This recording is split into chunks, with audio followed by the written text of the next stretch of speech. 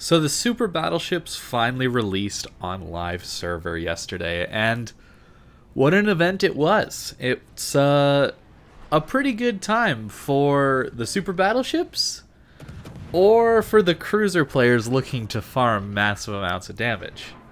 Well, maybe you be the judge after this game, but I gotta say, there's a lot of damage to be farmed, and the majority of the people that I've talked to and watching streams and videos, that kind of thing, of really, really, really good players, at least on the North American server, they're pretty much just salivating thinking of the damage numbers. It was really a fun time. I was watching my clanmate BFK stream, and they were running this div basically all day yesterday, and I'm assuming if things continue the way they are, I'm sure they'll be running it throughout the duration of this event, because the damage numbers they were getting were absolutely ridiculous out of these ships.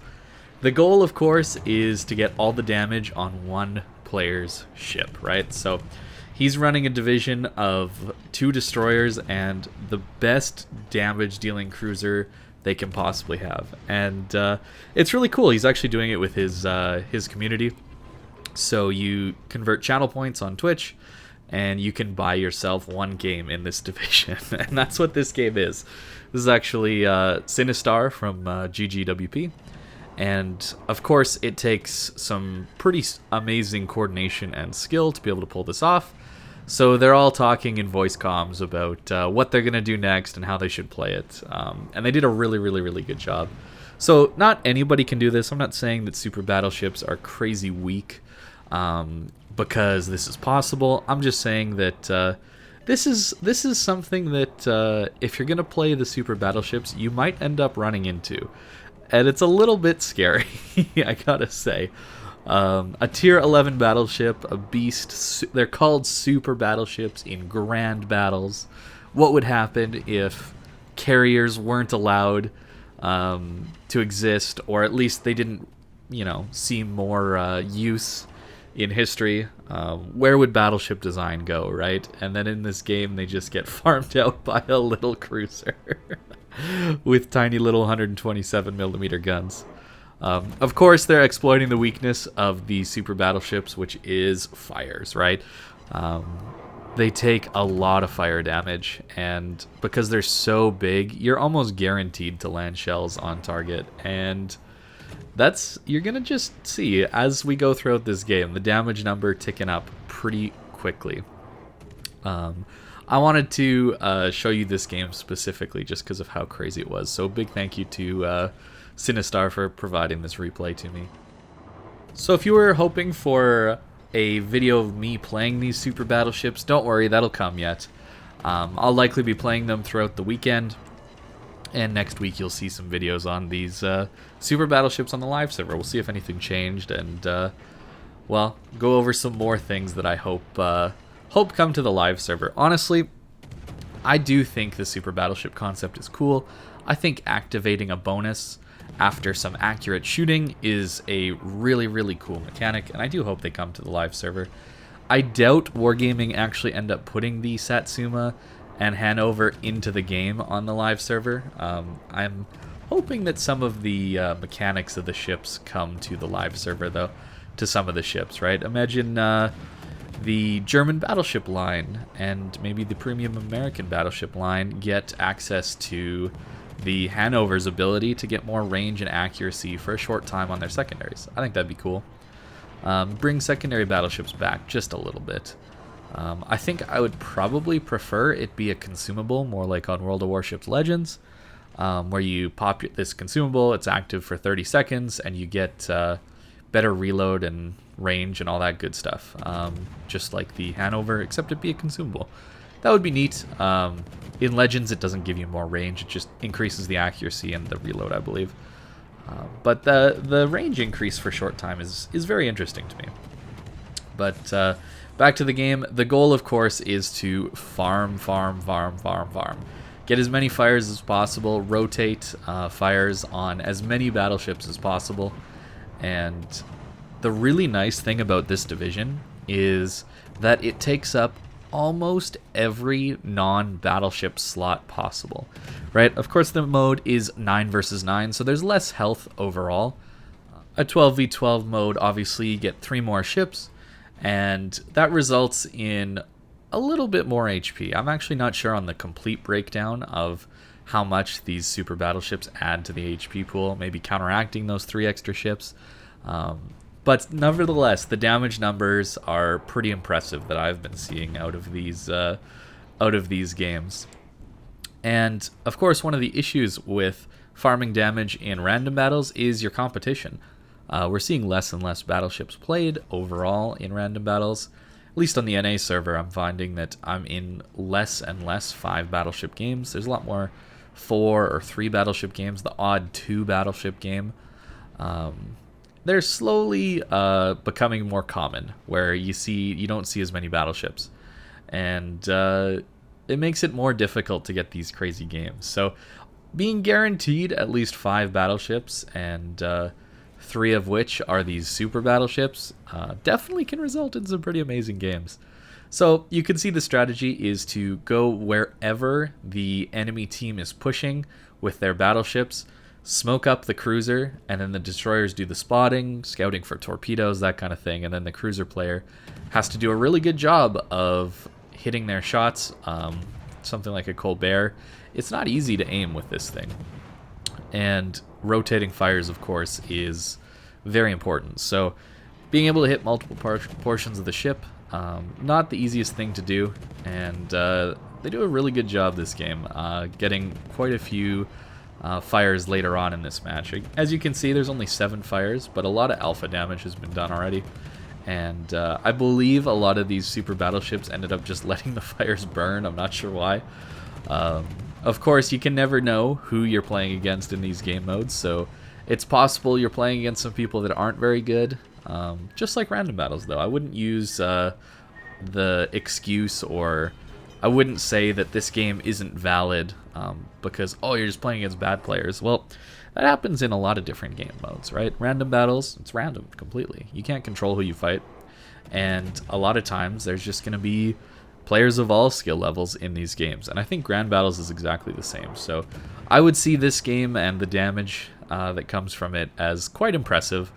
It's just a little bit unfortunate that, well, Grand Battle's stats aren't tracked. So for Sitastar, he doesn't get this on his player profile as a max damage game, which is a little bit unfortunate. But he'll remember, and I'm sure a lot of people will be able to remember this game now because it is absolutely insane.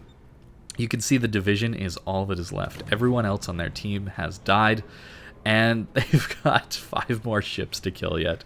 So the Kraken is definitely on the table, as well as a ton more damage. This is pretty much ideal. I talked about this actually a long time ago in my Ohio damage record. Well, at least for me, my damage record was in the Ohio.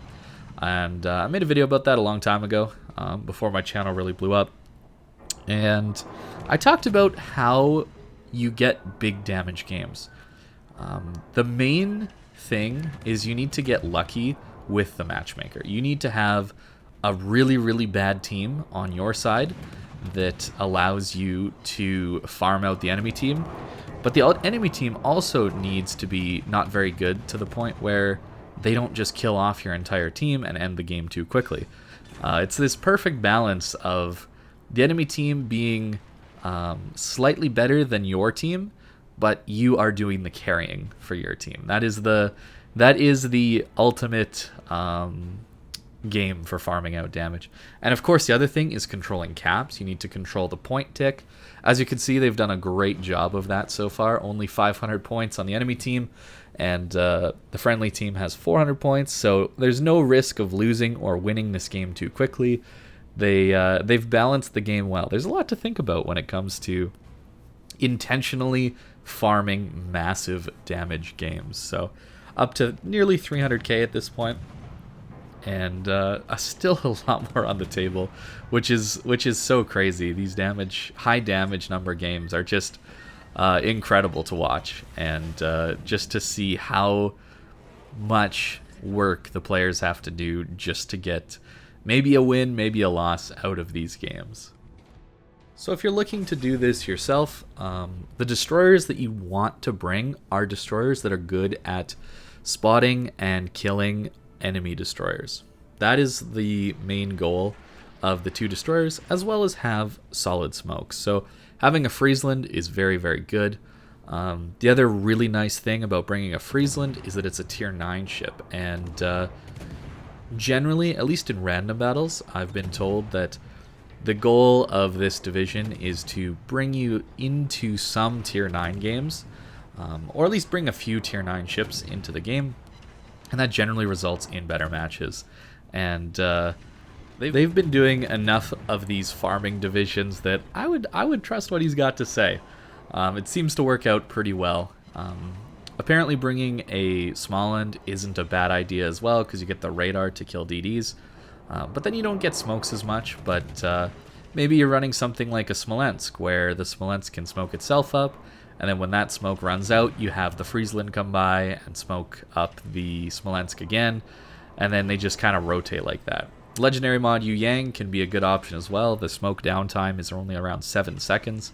It's one of the reasons you see it played in clan battles, at least at higher levels, a lot. I've been seeing a lot of Yu Yangs because of that just very short window of smoke cooldown. Of course, if you don't have these ships, right, you can just bring a Fletcher. I think a lot of people have a Fletcher. American smokes are great, and the guns are decent on a Fletcher. You don't get the Hydro to help you spot Torps. As you can see, Torps can be a bit of a nightmare when you're smoked up all the time. We all know smokes are torpedo magnets, so they've done a pretty good job to avoid most of the torpedoes this game. There's been a lot of close calls, of course, and Shimakaze Torps, well, he really only needs to hit 2 torpedoes on Sinistar, and I mean, he can dev strike his ships. So pretty scary stuff, but they've done a pretty good job of avoiding them so far. Only really eating 1 massive torpedo hit. I would call that a win, personally. So now down to the Ugumo, and there he goes. So we're on 3 kills already, 360,000 damage in a 9 versus 9. Pretty incredible. And there's still a big giant Hannover yet to farm. So lots of potential for even more damage. Unfortunately, we really haven't seen the Yu Yang, so that's something to worry about a little bit. But this Hannover appears to have been running away, so not a huge issue. They're probably just going to cap this out and then go run them down, right? Because the poor super battleships really can't do much against this combination of smoke, spotting, and insane DPM. Colbert, of course, one of the best fire starters in the entire game. I believe stock, it comes with 11 fires per minute, something crazy like that. And uh-oh, the Hannover's pushing. This is a situation where the Hannover could do some serious work here. He's still on half HP, and they're within 7 kilometers of him. Remember, Hannover gets a 6-kilometer hydro. Unfortunately, fortunately for Sinistar, and unfortunately for our Hannover here, he doesn't actually charge them right away. And, well, the Friesland is doing an excellent job of smoking away because they need to start running away. They need to keep out of that hydro range. Of course, Colbert has a great smoke fire penalty, so you don't have a ton of gun bloom. It's in that 5.6 kilometer range, so not getting spotted while in smoke, and the Hannover turns away. He might have thought that there was torpedoes coming his way, or I'm not sure why he turned away, but very fortunate for Sinistar, and we're well over 400k at this point, 422,000. We're over 10,000 past my damage record, personally, and we're keeping on going. This is a pretty incredible game. You don't often see the 400k barrier breached, and this is well past 441k so far. And one more kill to get, the Yu Yang. Skipping ahead a little bit, they finally find him. He was actually AFK, and that'll basically guarantee the Kraken. They're in a division, so I don't think the Friesland is going to steal that kill. That'd be pretty mean at the end. And there it is. A Kraken with 441,000 damage. Crazy. And even crazier than that yet, This was actually Sinistar's very first game in his Colbert. He's never played it in random battles. So I gotta say, that's probably the best first game in a ship ever in World of Warships. Yeah. So that's super battleships getting farmed out. Are they too weak? Are tier 11 battleships too weak against tier 10 and tier 9 competition? We'll see. But thank you guys for watching. I hope you really enjoyed this one, and have a great day.